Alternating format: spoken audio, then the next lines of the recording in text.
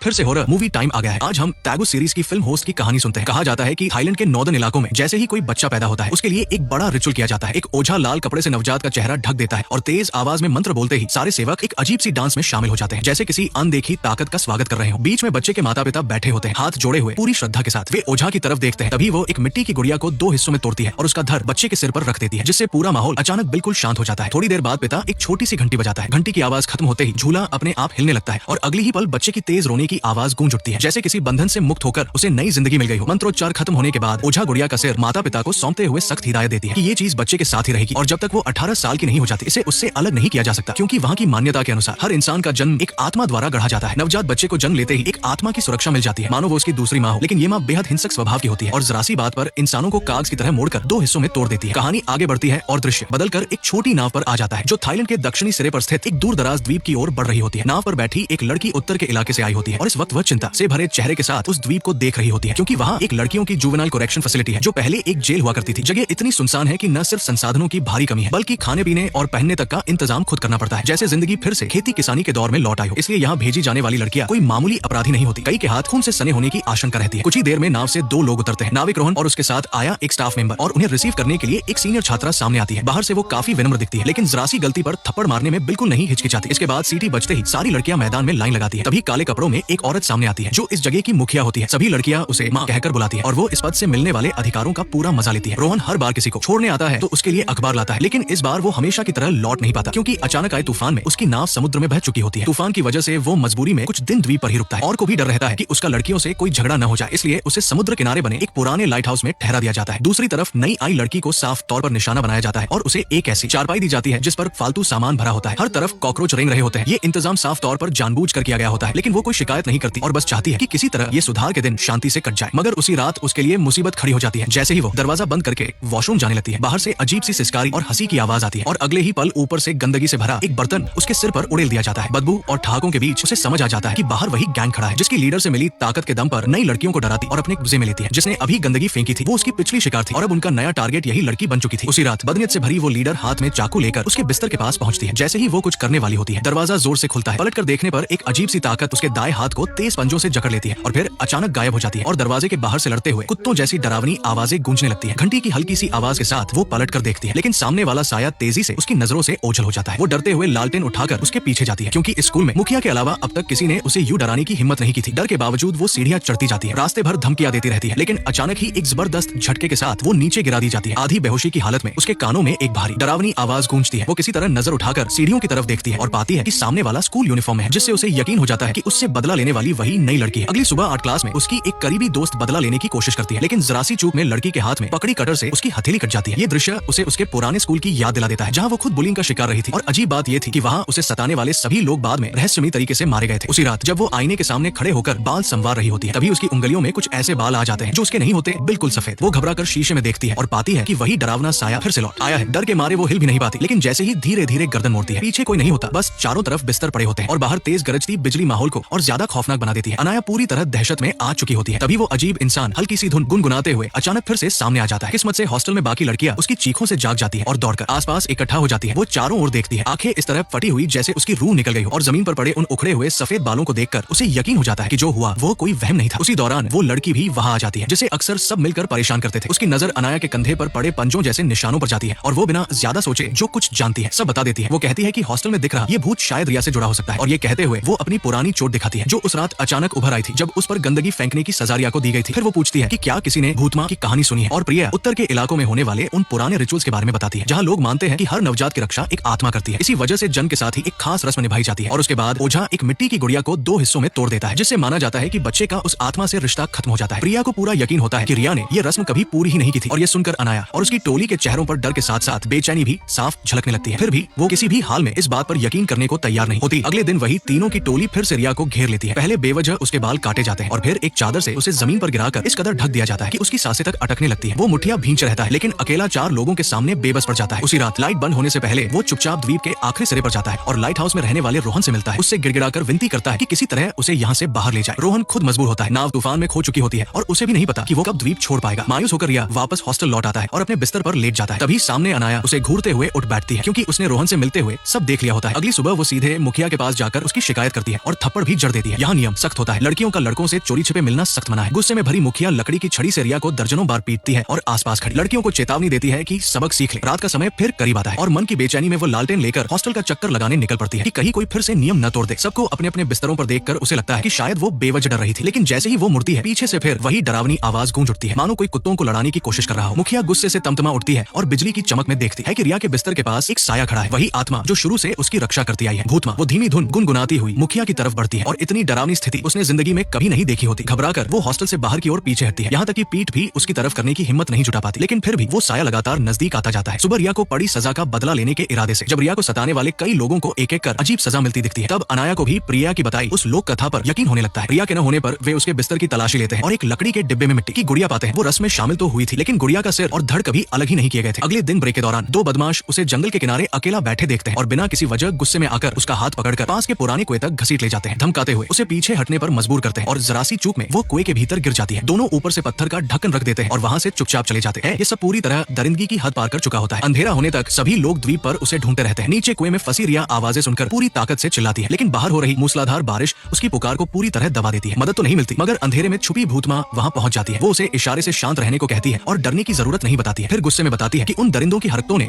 उसे पूरी तरह भड़का दिया है। अगले ही पल वो पानी के नीचे से उभरती है और पहली बार उसकी असली शक्ल दिखाई देती है, जिसे देखकर रिया डर से चीख उठती है। उसी दौरान जंगल में तलाश करता हुआ रोहन कुएं के पास पहुंचता है और देखता है कि रिया किसी तरह खुद ही ऊपर चढ़ाई है। वो उसे पकड़ने के लिए आगे बढ़ता है, तभी कहानी अचानक फ्लैशबैक में चली जाती है। बचपन में एक दिन वो यूं ही जंगल में घूम रहा होता है और एक विशाल पेड़ के नीचे उसे कई मिट्टी की गुड़िया मिलती है, जिनके सिर्फ धड़ होते हैं, सिर नहीं। वो जमीन से एक धड़ उठाकर अपने पास रखे गुड़िया के सिर से जोड़ देता है और उसी पल उसके जम से जुड़े सारे पुराने बंधन टूट जाते हैं। इसी जोड़ के जरिए भूतमा एक बार फिर उसे ढूंढ लेती है और उसका रास्ता तय हो जाता है। भूतमा की पहली हत्या उसी दिन होती है जब वो घर लौट रहा होता है। रास्ते में दो बेशर्म तस्कर अचानक झाड़ियों से निकलते हैं और उसे जबरदस्ती उठा ले जाते हैं। बच्चे की चीखें सुनकर उसके माता पिता पीछे दौड़ते हैं, लेकिन आखिरकार रास्ता खो बैठते हैं। तभी तस्करों में से एक औरत जोर से चिल्लाती है और किसी अनदेखी ताकत से हवा में उछल जाती है और जब जमीन पर गिरती है तो उसका शरीर अजीब तरह से मुड़ा हुआ होता है, चारों तरफ पंजों के गहरे निशान। गिरोह का सरगना भी उससे बेहतर अंजाम नहीं पाता। उसकी चीखों के बाद गांव वाले मौके पर पहुंचते हैं और बच्चे को ढूंढ निकालते हैं। सबसे चौंकाने वाली बात यह होती है कि उसे कोई चोट नहीं आई होती, जबकि दोनों तस्कर खून से लथपथ पड़े होते हैं और उनकी आंखें खुली की खुली रह जाती है। अगली सुबह सब लोग रोज की तरह मैदान में इकट्ठा होते हैं। तभी पीछे से रोहन और रिया दिखाई देते हैं। उसे जख्मों से भरा देखकर दोनों बदमाशों के चेहरे उतर जाते हैं। तभी एक लड़की आरोप लगाती है कि वो पिछली रात जरूर रोहन से चोरी छिपे मिली होगी। वो सफाई देने की कोशिश करता है, लेकिन बात पूरी होने से पहले ही उसके गाल पर जोरदार थप्पड़ पड़ता है। रोहन आगे बढ़कर भिड़ने ही वाला होता है कि मुखिया की तेज आवाज सबको चुप करा देती है। वो कहती है कि अभी वो किसी पर भी भरोसा नहीं करेगी, पहले सच्चाई की जांच होगी। टीम को भंग कर दिया जाता है। बाहर से मामला शांत लगता है, लेकिन अंदर ही अंदर हालात उबल रहे होते हैं और उसी रात पुराने त्योहार का वक्त भी करीब आ जाता है। थप्पड़ मारने वाला वही गुंडा अचानक खुद को अजीब सा महसूस करने लगता है। उसकी आंखें फैल जाती है और वो घबराकर अपना गला पकड़ता है, क्योंकि किसी अनदेखी ताकत ने उसे हवा में उठाकर गला दबा दिया होता है। वो तड़पता रहता है और वही दम तोड़ देता है, जबकि पास खड़ी रिया बस ठंडी नजर से ये सब होते देखती रहती है। अगली सुबह जैसे ही अनाया की नींद खुलती है, वो देखती है कि हॉस्टल के बाहर लड़कियों की भारी भीड़ जमा है। वो भी वहां पहुंचती है और डर फैलाते हुए कहती है कि भूतमा अब यहाँ मौजूद हर इंसान को नहीं छोड़ेगी। तभी रिया सामने से चलती हुई आती है और उसे देखते ही बाकी लड़कियां रास्ता छोड़ देती है। हमेशा अकड़ में रहने वाली अनाया अपनी इज्जत बचाने के लिए उस पर झपटती है और उसके कपड़ों का कॉलर पकड़ लेती है। उसे मारने ही वाली होती है कि उसका हाथ हवा में ही जम जाता है और उसका सारा हौसला टूट जाता है। बाद में जब सभी लड़कियां हॉस्टल लौटती है तो रिया को देखते ही डर के मारे सब एक कोने में सिमट जाती है। मुखिया भी हालात संभाल नहीं पाती और रोहन को सख्त हिदायत देती है कि जैसे ही तूफान थमे किसी भी कीमत पर रिया को द्वीप से बाहर ले जाए। इसी बीच बातचीत के दौरान अनाया और उसका गिरोह मुखिया के रिकॉर्ड रूम में पहुंचता है, ये जानने के लिए कि आखिर रिया ने ऐसा क्या किया था कि उसे यहाँ भेजा गया। तभी एक शेल्फ पर उन्हें एक पुराना अखबार मिलता है, जिसमें किसी बोर्डिंग स्कूल में हुई एक भयानक वारदात की खबर छपी होती है। उस पुराने मामले में पूरे 30 लोग मारे गए थे और हैरानी की बात यह थी कि उस नरसंहार की इकलौती जिंदा बची शख्स वही रिया थी। इसी दौरान वो मुखिया से खुलकर बात करती है और बताती है कि माता पिता की मौत के बाद उसे एक बोर्डिंग स्कूल भेज दिया गया था, जहाँ हर दिन उसे बेरमी से सताया जाता था। वो इस जगह पर आकर सच में खुद को सुधारना चाहती थी, एक नॉर्मल जिंदगी में लौटना चाहती थी, लेकिन यहाँ का माहौल भी पिछले स्कूल से जरा भी अलग नहीं निकला। उधर अनाया जब अपने हॉस्टल की तरफ लौट रही होती है तो फिर वही कुत्तों के लड़ने जैसी आवाजें सुनाई देती है। वो पलट कर देखती है तो सामने का एक दरवाजा धीरे धीरे खुलता है और अगले ही पल उसकी सबसे करीबी दोस्त किसी अनदेखी ताकत द्वारा हवा में उठा ली जाती है और उसकी गर्दन बेरमी से उखाड़ दी जाती है। डर के मारे वो भागकर अपना कमरा अंदर से बंद कर लेती है, लेकिन पलक झपकते ही पूरा दृश्य बदल जाता है। कमरे के अंदर हर तरफ खून ही खून होता है, सभी लड़कियां मरी पड़ी होती है। तभी उसे एहसास होता है कि ये सब उसके दिमाग की उपज थी, डर की वजह से देखा गया एक भयानक सपना। उसी वक्त मुखिया भी बेचैन होती है, उसके कानों में रिया की कई बातें गूंज रही होती है। वो फाइल में दर्ज उसके पुराने अपराधों को फिर से देखती है और डर जाती है कि कहीं इतिहास दोबारा न दोहराया जाए। इसी आशंका में गहरी रात के सन्नाटे में वो चुपचाप हॉस्टल पहुंचती है। रिया के बिस्तर के पास खड़ी होती है और बिना हिचक कई बार चाकू से वार कर देती है। चाकू और जिस्म के टकराने की आवाज के साथ मुखिया को पूरा यकीन हो जाता है कि अब रिया जिंदा नहीं बची होगी। राहत की सांस लेते हुए वो अच्छे मूड में अपने ऑफिस लौटती है, लेकिन जैसे ही नजर उठती है उसके पैरों तले जमीन खिसक जाती है। रिया तो सामने डेस्क पर बैठी फाइलें देख रही होती है। घबराहट में वो फिर से चाकू चलाती है, मगर इस बार वार को रिया मजबूती से पकड़ लेती है। अगले ही पल भूतमा ताकत लगाती है और उसी चाकू से मुखिया को मजबूर कर देती है कि वो खुद ही अपनी जान ले। इसके बाद रिया अपनी सारी फाइलें जला देती है, मानो वो कभी इस सुधार गृह में आई ही न हो। शोर सुनकर अनाया और उसका गिरोह दौड़ता हुआ आता है और मुखिया की लाश देखकर सन्न रह जाता है। लेकिन असली झटका तब लगता है जब डेस्क पर रखी फाइल में लिखा होता है कि अनाया समेत उनमें से कई लड़कियों को तो पहले ही रिहा किया जा चुका था। बस मुखिया ने अपनी ताकत और रुतबे का मजा लेने के लिए उन्हें जबरदस्ती यही रोके रखा था। घबराए हुए वे लोग आखिरी उम्मीद में रिया की मिट्टी की गुड़िया तोड़ने की कोशिश करते हैं, हाथ से मरोड़ते हैं, पत्थर मारते हैं, लेकिन वो ऐसे रहती है जैसे किसी टाइटेनियम से बनी हो, जरा सी भी खरोंच नहीं आती। उधर रिया रोहन के पास पहुंच चुकी होती है, क्योंकि अब पूरे द्वीप पर वही एक शख्स होता है जिस पर वो भरोसा करती है, और वो उसे बताती है कि अनाया और उसके साथियों ने अभी अभी फिर से उसे परेशान किया है। रोहन उसके छोटे से जख्म पर पट्टी बांधने लगता है और जैसे ही दवा लेने मुड़ता है, शीशे में पड़ती परछाई से उसकी नजर ठहर जाती है। रिया के पास झुका हुआ एक ऐसा साया दिखता है जो न इंसान है न पूरी तरह भूत। उसी पल रोहन को यकीन हो जाता है कि दिन में अनाया ने रिया के बारे में जो भी बुरा कहा था वो सच था। वो घबराकर भागता हुआ पढ़ाई की इमारत में अनाया और उसके साथियों तक पहुंचता है और बताता है कि उसने अभी क्या देखा है, साथ ही ये भी कि उसने रिया को लाइट हाउस में बंद कर दिया है। बात पूरी होते ही सबके चेहरे उतर जाते हैं, क्योंकि टूटा हुआ लकड़ी का दरवाजा किसी भूत या रिया को रोक नहीं सकता। उधर रिया का दिल टूट जाता है, जिस पर उसने सबसे ज्यादा भरोसा किया वही भी अनाया के साथ खड़ा दिखता है। रोहन उसे समझाने की कोशिश करता है, उसका गुस्सा थोड़ा शांत ही हुआ होता है कि भीड़ में से एक लड़की बोतल उछालकर उसकी तरफ फेंक देती है और यही हरकत उसकी आग फिर भड़का देती है। ऊपर छत पर छिपी भूतमा पहले से तैयार होती है। एक बिजली चमकते ही वो बोतल फेंकने वाली लड़की को पल भर में 2 टुकड़ों में बांट देती है। अफरात फरी मच जाती है, सब जान बचाकर भागते हैं। रोहन और अनाया वापस लाइट हाउस में शरण लेते हैं और मदद का इंतजार करने लगते हैं। तभी रिया हाथ में चाकू लिए वहां पहुंच जाती है, सीधा निशाना अनाया पर साधते हुए। उसकी नजर में आज दोनों में से किसी एक का मरना तय होता है। ठीक उसी वक्त रोहन आगे बढ़कर अनाया के सामने खड़ा हो जाता है। गुस्से में किया गया वार रोकने के लिए वो अपना शरीर आगे कर देता है और चाकू सीधा उसे लग जाता है। इसके बाद दोनों औरतें फिर से एक दूसरे से उलझती है और धक्का मुक्की करते हुए सीधा रेलिंग तोड़कर लाइट हाउस के पास की चट्टान से नीचे समुद्र में गिर जाती है। कुछ देर बाद लहरें उन्हें किनारे पर फेंक देती है और उसी के साथ भयानक तूफान भी आखिरकार थम जाता है। अनाया जैसे तैसे उठती है, सिर अभी भी सुन पड़ा होता है। तभी रिया उस पर झपट पड़ती है और दोनों जमीन पर लौटते हुए एक दूसरे को नोचने लगती है। वो साफ कह देती है कि आज अनाया को मरना ही होगा, वरना उसे जिंदगी भर चैन नहीं मिलेगा। लेकिन गला दबाते दबाते रिया को एहसास होता है कि वो खुद बुरी तरह घायल है। थोड़ी देर पहले चाकू उसके पेट में घुस चुका था। इस मौके का फायदा उठाकर अनाया पलटवार करती है, उसे नीचे दबा लेती है और पास पड़ा टूटा हुआ कांच का टुकड़ा उठाकर उसे मारने की कोशिश करती है, मगर अंदर से वो खुद किसी की जान लेने की हिम्मत नहीं जुटा पाती। तभी दूर कहीं जहाज का सायरन सुनाई देता है। रोहन ने वायरलेस के जरिए समुद्री रेस्क्यू टीम से संपर्क कर लिया होता है। ये सुनते ही अनाया पीछे हट जाती है, ये सोचकर कि रिया ने इतने कत्ल किए हैं, अब असली तमाशा शुरू होगा। लेकिन उसे अंदाजा नहीं होता कि रिया इस वक्त पूरी तरह टूट चुकी है। वो बिना एक पल सोचे कांच का नुकीला टुकड़ा उठाकर अपनी गर्दन की नस में घूम लेती है। जैसे जैसे उसके शरीर से खून बहने लगता है, जमीन पर तेज हवा चल पड़ती है, रेत और नमी उड़ने लगती है और उसी पल भूतमा पीछे से आकर उसके सिर पर सवार हो जाती है, उसकी गर्दन को कसकर जकड़ लेती है। ये कहते ही भूतमा रिया को अपने साथ जमीन के भीतर खींच ले जाती है। सच ये होता है कि वो भले ही उसे दूसरों की हिंसा से बचाती रही हो, लेकिन उसकी कीमत थी जिसकी रक्षा की जाती है, उसकी आत्मा अंत में उसी के हवाले कर दी जाती है। कुछ ही देर बाद जहाज किनारे लग जाता है। सुबह की रोशनी फैल चुकी होती है। रेस्क्यू टीम रोहन का शव ले जाती है, साथ ही पढ़ाई की इमारत में मुखिया की लाश और 2 अन्य लड़कियों के मृत शरीर भी मिलते हैं। अनाया के चेहरे पर लगे खून के निशानों को देखकर टीम को शक होता है कि कत्ल उसी ने किया है। वो घबराकर सफाई देती है कि ये सब भूतमा का काम है, रिया और उसकी आत्मा ने सबको मारा है। लेकिन हकीकत ये होती है कि रिया ने पहले ही अपने सारे रिकॉर्ड जला दिए थे और अब वो भूतमा के साथ जमीन में समा चुकी होती है। कोई शव नहीं मिलता। ऐसे में रेस्क्यू टीम उसके अजीब दावों पर यकीन नहीं करती। तभी बची हुई कुछ लड़कियों को भी किनारे लाया जाता है। अनाया उम्मीद से उनकी तरफ देखती है और उनसे सच्चाई बताने की गुहार लगाती है, लेकिन जो खुद सालों तक जुल्म झेल चुकी थी वे भी चुप रहना ही बेहतर समझती है। सवालों के जवाब में वे सिर हिलाकर कह देती है कि वे किसी रिया को जानती ही नहीं। आखिरकार अनाया को एक पागल कातिल समझ लिया जाता है और रेस्क्यू टीम उसे दोबारा गिरफ्तार कर जेल भेज देती है। यही इस खौफनाक कहानी का अंत हो जाता है।